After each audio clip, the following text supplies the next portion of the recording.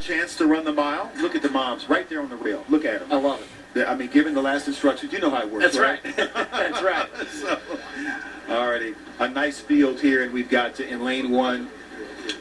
I can't turn my page. This is Carmen Alder. Yes, Carmen Alder, a BYU signee. What a terrific program that they've got out there. BYU, terrific in cross country and in track and field as well. She's from Southern Pines, North Carolina, so more of a southeast flavor to this girls' mile. U.S. number 4 this season, Lewis. She's run 4:40.82. Not bad at all. And next to her is Sadie Englehart. Yeah, another runner that's in the top 15 in the country from out in California.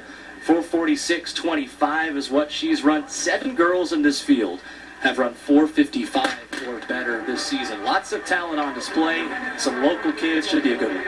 7 under 4:55, or 4:55 and better. That's impressive.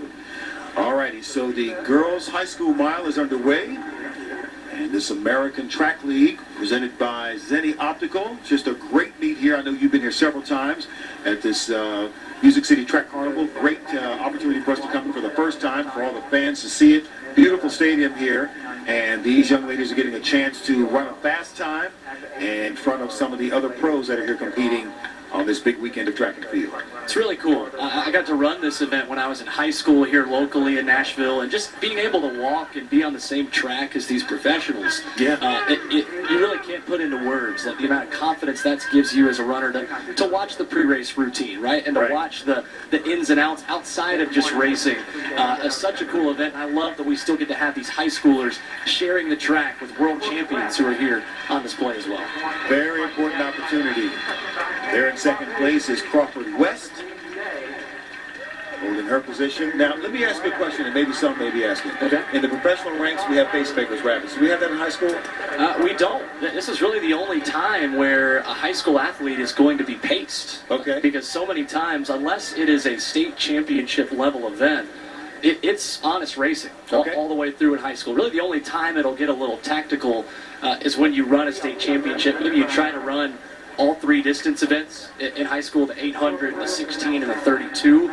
But this is a cool experience, too, for these athletes to be paced by some of the pros that are running before and after them as well. Very cool. For those of you who keep stats, a minute 11 seconds, a minute 11 and a half seconds on that first 400 meters. And Crawford West, with the number 4 on her chest, is in the lead with the rabbit there doing her job to help bring them around. Yeah, the pace for this was going to be just under 70 seconds. Wanted to be about 69 and a half. Yeah. That would put them on schedule for the top time in the country, right around 4:38, 4:40 for the full mile. That's what Carmen Alder has run this season. So a little bit behind the pacer, but still lots of running left. See if somebody makes a move here with things so single file. Yeah, kind of thought things kind of got off to a slow start. It may be a little odd, visually when you see the men run and then the girls, but they're running at a good pace. But we'll see what happens here as the field continues to be strung out and the moms continue to cheer. That's right. They love it. So coming through the 800-meter mark in 2:22.40. So again, a little bit off pace. Crawford West still in the lead. Yeah, this would be a big personal best, though, for Crawford West, who ran 4:53 indoors. This would be right around schedule for about a 4:45, 4:46 for the full mile. That would be a huge personal best for her, getting her right around the top 25 times in the country this season. So Crawford West continues to hold the lead. Samantha McDonnell, Carmen Alder, Sadie Englehart, Katie Brigham, and that field continues to be strung out. Yeah, this field's coming back to Crawford West just a little bit. Samantha McDonnell of Newbury Park, California, certainly a familiar high school. Seeing the young twins and the Salmon brothers in the guys' race. But Lewis, this is anybody's race right here. And you got to think that Carmen Alder has got a strategy to take this thing, I would say, with about 300 or 200 left. She's got to make a move right here, though, so she's not running too much extra distance on the outside of lane 1. And so you can see them beginning to bunch up there. Samantha McDonnell holds that lead just as they go through at 3:36.42. But it was Carmen Alder right there along with Crawford West and Sadie Englehart now beginning to battle down the backstretch.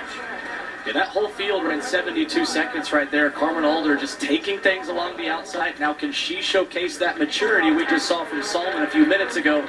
Keep this thing where it is with 2:50 left. A lot of speed over the final 200 in this field. And you can see there that Carnival, they're trying to keep those hands up, keep them moving so that the knees will do as well. She's got a nice little lead right now. She comes to about 1:30 to go. Can she hold it coming to the home straightaway? Looking really strong here for sure.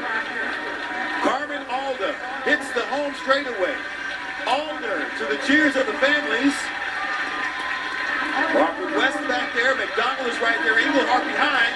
Englehart pulling up alongside. And Englehart's going to steal this race at the finish.